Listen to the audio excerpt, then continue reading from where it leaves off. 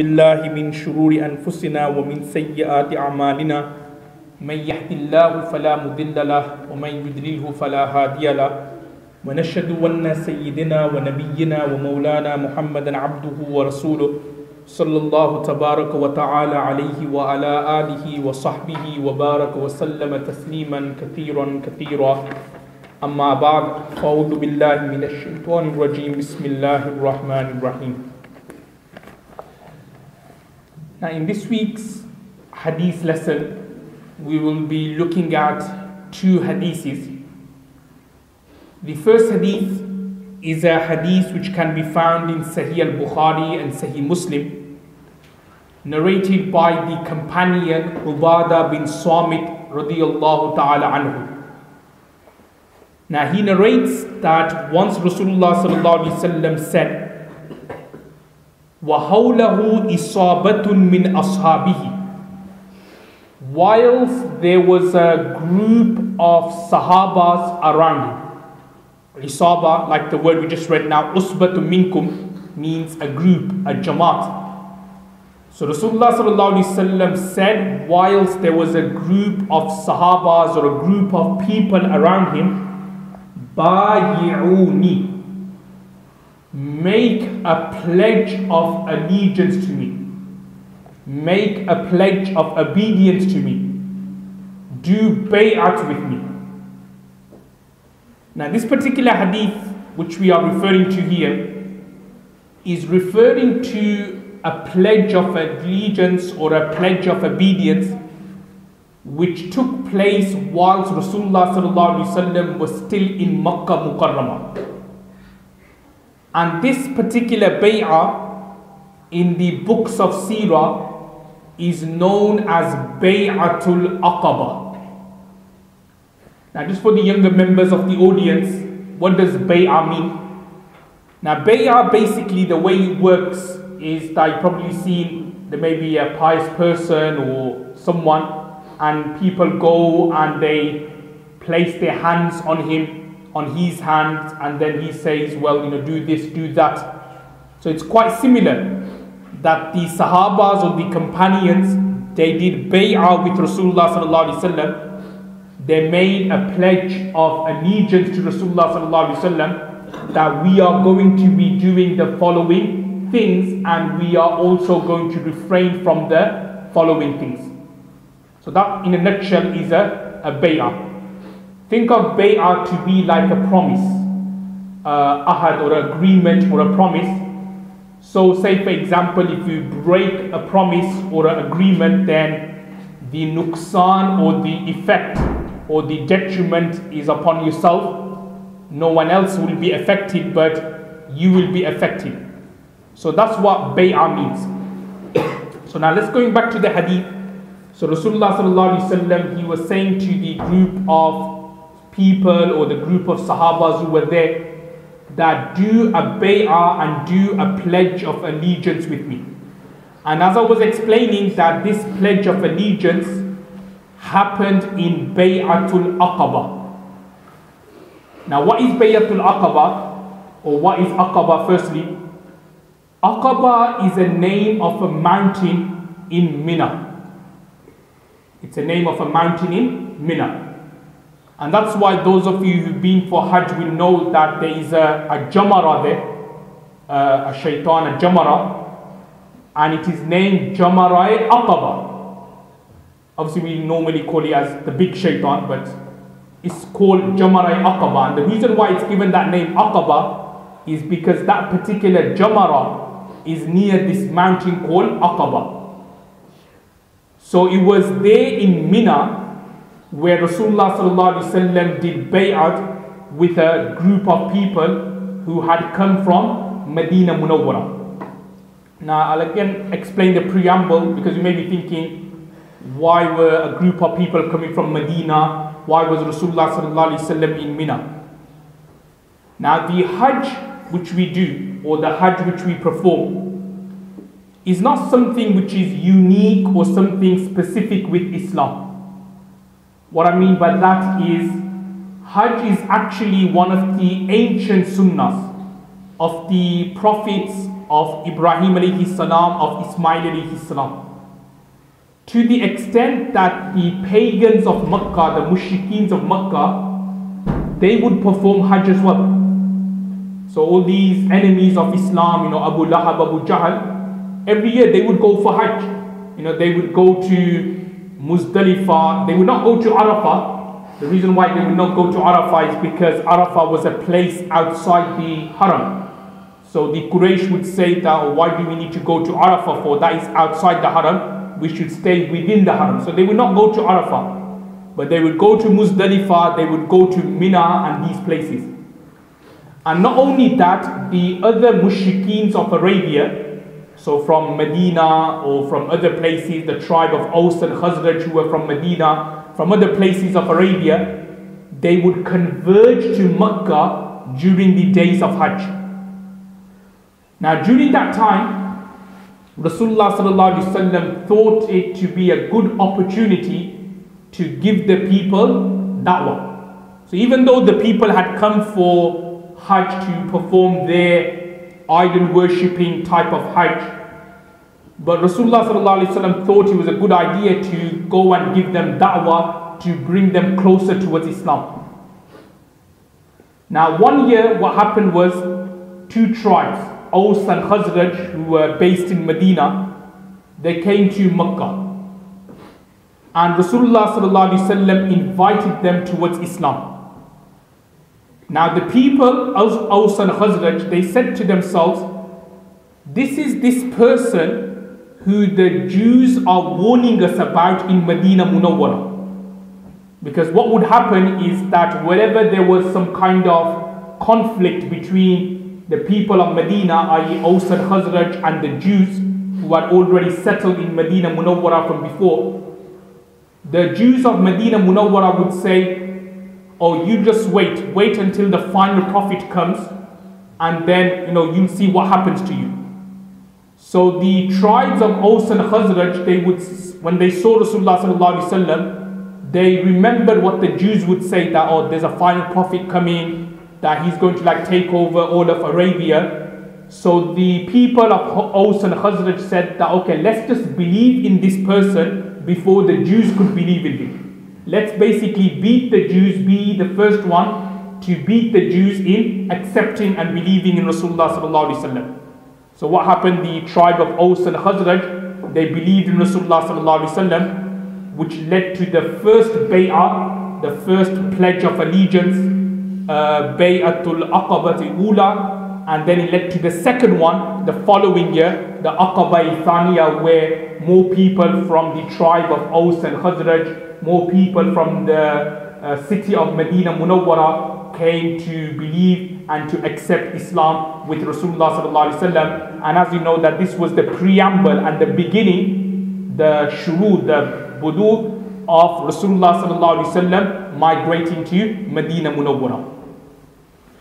Now, what were the things which Rasulullah sallallahu alaihi wasallam did bay'ah with? Now, it's mentioned the first thing he said to these people, Allah tushriku billahi shay'an, which means do not ascribe partners with Allah subhanahu wa ta'ala. And again, over the past weeks, we have been looking at shirk and the importance of Tawheed and believing in the oneness of Allah, not to ascribe partners with Allah in His Zat and also in His worship as well. The second order which Rasulullah sallallahu alaihi wasallam gave them was wala tasriku, that do not steal. So that's the second thing, the second order, the second command, that they should not steal. So these people, they did bay'ah, they agreed, and they took this promise that we are not going to steal from anyone. The third point which Rasulullah sallallahu alaihi wasallam said to them was wala taznu, that do not commit zina, do not commit adultery or fornication. And in last week's lesson, Mufti Sahib explained when we started Surah Nur, the severity of committing zina. That is such a crime, it's such a sin, that not only does it have a negative effect on a person in terms of the nur from that person goes away, Imaan from his heart goes away, There's darkness over his face. Not only does it affect the individual personally or individually, but it also affects the entire society. And we see that with our own eyes nowadays, with so many single mothers, so many children who are illegitimate, they don't know who their father is, which then leads to them when they grow up to a life of crime, to a life of doing bad things, to a life of doing evil things. So, and when you look at it, when you look at the trace or the roots, it's because of a particular zina committed by the mother of this particular child. So that's the third thing which Rasulullah sallallahu alaihi wasallam ordered, was wala taznu, that make sure that you do not commit zina, you do not commit adultery. The fourth thing which Rasulullah sallallahu alaihi wasallam said to them was wala taqtulu awladakum, that do not kill your children.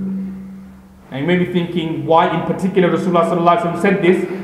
So as all of you are aware, that it was very common in Arabia in those days, in particular for daughters, that whenever a daughter or a girl would be born, the father or the family would consider it to be a shame, would consider it to be something evil and bad that they had given birth to daughters. So what would they do is that they will get hold of this daughter, they will take her to the woods or the jungles, they would dig a grave, and then they would put the daughter inside the grave, and then they would cover that grave, and her scream and her muffling could be heard in the distant background. So this is what they were doing. So Rasulullah sallallahu alaihi wasallam said that, okay, if you want to become believers, this is another condition. وَلَا تَقْتُلُوا أَوْلَادَكُمْ, you cannot kill your children. He then goes on to say, وَلَا تَأْتُوا بِبُهْتَانٍ تَفْتَرُونَهُ بَيْنَ أَيْدِيكُمْ وَأَرْجُلِكُمْ. And this is what we're talking about at the moment in the Surah Nur, that another condition which Rasulullah sallallahu alaihi wasallam made with them was that you cannot spread slanders. You cannot make slanders. Buhtan. Buhtan means slandering. And what's the difference between ghiba, backbiting, and slandering? Is that, as mentioned in the hadith of Sunan al-Tirmidhi, Sunan Abu Dawud, that ghiba and backbiting is where you talk behind somebody's back when he's not there, something which is true. So just say, for example, like a person, he's got bad breath, or he smells, he's got a bad odor, so you go and tell others. And you know that that is such an information that this person would mind if he had known that you had gone and said it to somebody else. That is backbiting. However, if you say something which is untrue, then that is buhtan. So just say, for example, he doesn't have bad breath, but you go and make it up and say that, oh, such a person's got bad breath, then that is buhtan, and that is slander. As we're looking at similarly in Surah Nur about slandering, making false accusations about women who are chaste, but you say that they are unchaste, that they have committed zina. So Rasulullah sallallahu alaihi wasallam has said that if you want to convert to Islam, if you want to do this bay'ah, then this is another condition, is that you can't make any false accusations, you can't make any buhtan, you can't slander, you can't make things up and tell tales. Like Jamil, who was the wife of Abu Lahab, would make about Rasulullah sallallahu alaihi wasallam. That's why one of the tafsir of وَامْرَأَتُهُ حَمَّالَةَ الْحَطَبِ, the carrier of firewood, literally means, one of the tafsir is that she would tell tales about Rasulullah sallallahu alaihi wasallam, that he's like this, he's like that. So telling tales, nammam, is considered to be a grave sin in Islam. Slandering, making things up, as Mufti Sahib was explaining, that even if a pious person who's got a beard, who's got a jubbah, and he comes and tells you, oh, look at this person, look at that person, look at this Imam Sahib, look at this Maulana Sahib, you should not listen to that individual, because when you look at it, many of one of the reasons why the Muslims are not together, there's no ittihad, is because of sometimes when these stories or these incidents or these tales comes to us, without checking its authenticity, we then believe in them, and we then start having negative doubts about that individual, where in reality he's not like that, but because somebody out of hatred just made something up about him, we also believe in that person, and we then develop that same negative thought about those individuals. So this is something which is wrong. We call this in Islam namam, telling tales, buhtan, slandering. All these things are wrong and all these things are impermissible. Another condition which Rasulullah sallallahu alaihi wasallam placed in this bay'ah was wala ta'su fi ma'rufin, which means that not to disobey any of Allah's commands. Ma'ruf means that any good things, so any good commands which Allah subhanahu wa ta'ala gave, say for example to pray salah, to be kind to your parents, to be kind to your relatives, to be kind to the neighbors. Wala ta'su fi ma'rufin means not to disobey. In other words, to abide by those commands of Allah subhanahu wa ta'ala. Now the next part of the verse, Allah subhanahu wa ta'ala then goes on to say, فَمَنْ وَفَى مِنْكُمْ فَأَجْرُهُ عَلَى اللَّهِ, that whoever fulfills all these conditions made in this pledge, whoever refrains from ascribing partners with Allah, whoever, say for example, refrains from adultery, whoever refrains from stealing, whoever refrains from disobedience of Allah, it then goes on to say, فَأَجْرُهُ عَلَى اللَّهِ, his reward will be upon Allah. In other words, Allah subhanahu wa ta'ala will give that person the reward and the ajr in this world. He may not get the ajr in this world in terms of people may not praise him, people may not say that, oh mashallah, is a very good pious person. You may not get the adulation in this world, but in the hereafter, Allah subhanahu wa ta'ala will reward you abundantly for the good deeds you have done, for staying away from bad sins, because when you look at it, that's what we call taqwa and piety. Taqwa and piety is that you stay away from not only haram things, but you also stay away from doubtful things as well. Once Sayyidina Ubay bin Ka'b radiyallahu anhu, he asked Hazrat Umar radiyallahu anhu that what is the definition of taqwa? So Umar radiyallahu anhu replied by saying, I don't know what the definition is. So Ubay bin Ka'b radiyallahu anhu then posed another question to Umar radiyallahu anhu, that just imagine you're on a stretch of road, and on this road they are like thorns, or say they are like scorpions, or they're like snakes or venomous animals. So how would you walk on this road? So Sayyidina Umar replied that, yeah, I'll make sure that when I'm walking, I'll make sure that I tiptoe my way around the thorns, around the blades, around the animals, so that I don't get attacked. So Ubay bin Ka'b replied that exactly the same when it comes to dunya, our life in this world. Because our life in this world, there's so many haram things, there's so many temptations, there's so many desires, but we should tiptoe our way through life in this world by not only staying away from the haram things, but also staying away from the doubtful things. So this is what we call taqwa, and this is why it's mentioned that if somebody manages to refrain from all these things which are mentioned, then فَأَجْرُهُ عَلَى اللَّهِ, Allah subhanahu wa ta'ala will give the ajr in this world and also in the hereafter. Then he goes on to say, وَمَنْ أَصَابَ مِنْ ذَلِكَ شَيْئًا, that whoever mistakenly commits one of those crimes. So let's say whoever mistakenly commits zina, whoever mistakenly ascribes partners with Allah, whoever mistakenly say slanders about someone. Then he goes on to say, فَأُوْكِبَ بِهِ فِي الدُّنْيَا, and he is punished in this world because of that mistake or because of that shortcoming. And this is quite clear. فَهُوَ كَفَّارَةٌ لَهُ, so that punishment which he has taken in this world, كَفَّارَةٌ لَهُ, it will be an expiation for the crime or the sin which he had committed. In other words, in the hereafter, he will not be further punished by Allah subhanahu wa ta'ala. And as Mufti Sahib was explaining last week about zina, that if somebody did commit zina, like say for example in the situation where a husband is accusing the wife of zina, so if the wife, say for example, admits and says, you know what, yes, I did commit zina, and she does take the stoning of the death, she takes it, she gets stoned to death, then this hadith is saying فَهُوَ كَفَّارَةٌ لَهُ, that the punishment she has taken in this dunya, in this world, it will be a kafara, it will be an expiation. In other words, in the hereafter, Allah subhanahu wa ta'ala will not further punish her. Similarly, say for example, if somebody was caught stealing, two male witnesses caught him stealing, so the punishment as mentioned in the Quran is فَقْطَعُوا أَيْدِيَهُمَا, that his right hand would be cut. So now if that person's right hand is cut, so that is the expiation for that sin which he had committed. So therefore in the hereafter, he will not be further punished by Allah subhanahu wa ta'ala.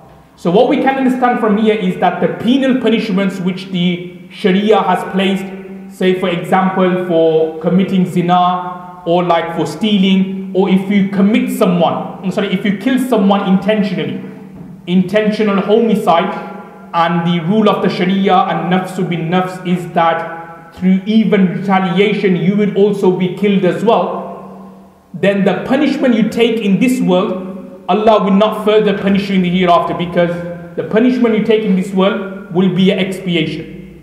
And that's why Mufti Sahib explained in previous week's lesson that it's always best that you take the punishment in this world, because the punishment in this world is far less painful and difficult than the punishment in the hereafter.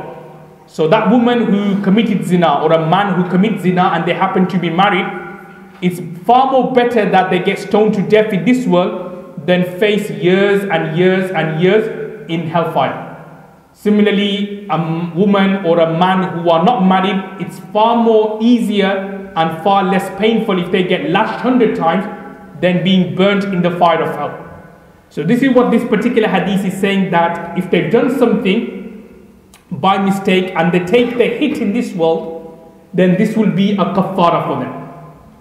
Then the next text explains something which is very, very important, and something which unfortunately we are lacking in, is وَمَنْ أَصَابَ مِنْ ذَلِكَ شَيْئًا, that if somebody did commit a sin, somebody did commit zina, somebody did steal, somebody did slander, somebody did something bad, somebody did disobey his parents, somebody did something bad to his relatives or to one of his neighbors, then he goes on to say, ثُمَّ سَتَرَهُ اللَّهُ عَلَيْهِ, Allah subhanahu wa ta'ala then conceals it.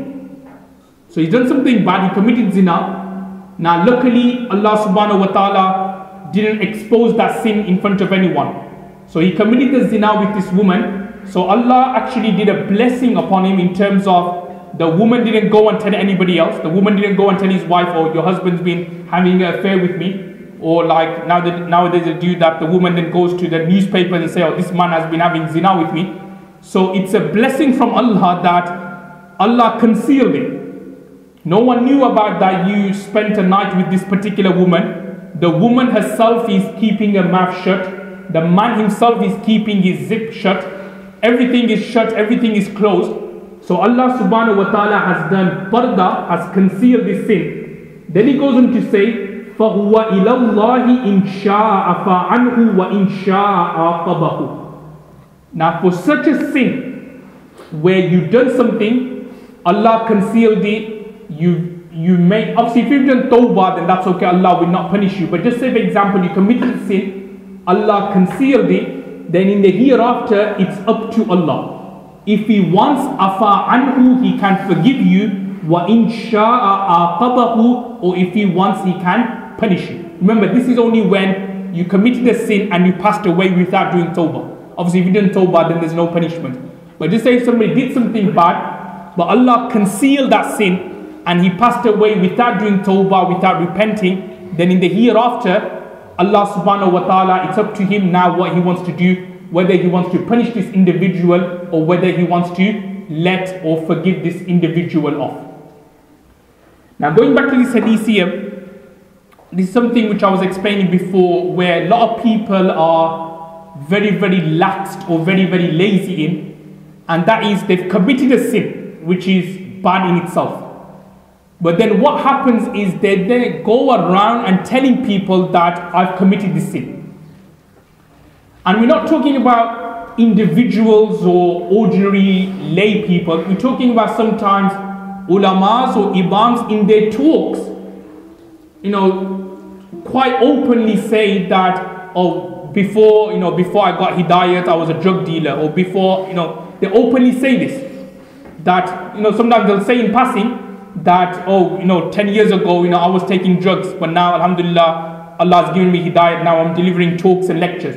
But they'll quite clearly say in their talks that 10 years ago I had, 2-3 girlfriends, or 10 years ago I was doing drugs on the street, or 10 years ago I was taking weed, or I was taking spliff. They'll actually quite clearly say that we were involved in these kind of sins. Now this is something which is wrong. Because when you've done a sin, you should not expose it never again. Alright, fair enough, if you want to use an example, like you want to say, oh, I know someone who did this, then that's different. But you can't say openly yourself that I used to do this and now Allah has given me hidayat and I'm not doing that. Or I know someone called Abdul Rahman who used to do this, but now he's not doing that. You're not allowed to expose your sins, and nor are you allowed to expose other people's sins. Now the reason why in particular those scholars or shuyukhs who do that, there's two mistakes they're making. Number one is obviously they're exposing sins which is haram and impermissible. But also number two, a second reason why they're doing it is to show to everyone their ability. Is to show to everyone, oh, I was a gangster before, but look at me now. So they want to make people wonder at them, wow, this guy is amazing, like he was a gangster before and now he's become a scholar and a chef, or he was a drug dealer before, now look at him now, or he had 3 girlfriends before, but look at him now. Sometimes people, they take pride on their past, that, or they may have had so many girlfriends before, trying to make to everyone, or they're really handsome, so they had so many girlfriends, or they were doing drugs, they were gangsters, they had so many contacts. So try to show people that, oh, don't mess with me, I'm really big, I'm really like this, I could do this, I could do that. So to show their ego, in other words, to show their takabbur and their pride, sometimes they do that. So this is something which is wrong. You should never ever expose your sins. Even though you've done something bad 20-30 years down the line, you want to admit, even then don't admit to it in front of people, because think of it to be a blessing from Allah that He has concealed this particular sin from you. And then the last part of the hadith goes on to say that فَبَايَعْنَاهُ, that the Sahabas and the companions, they did bay'at with Rasulullah sallallahu alaihi wasallam on those points which I mentioned at the top, in terms of not ascribing partner with Allah, not stealing, not going to commit adultery. So on these points, the Sahabas, or the people who were there for Bay'atul Aqaba, they did a pledge of allegiance with Rasulullah sallallahu alaihi wasallam on these points. We just leave it as things to Allah gives the ability to act on what we said. Wa akhiru da'wana alhamdulillahi rabbil alamin.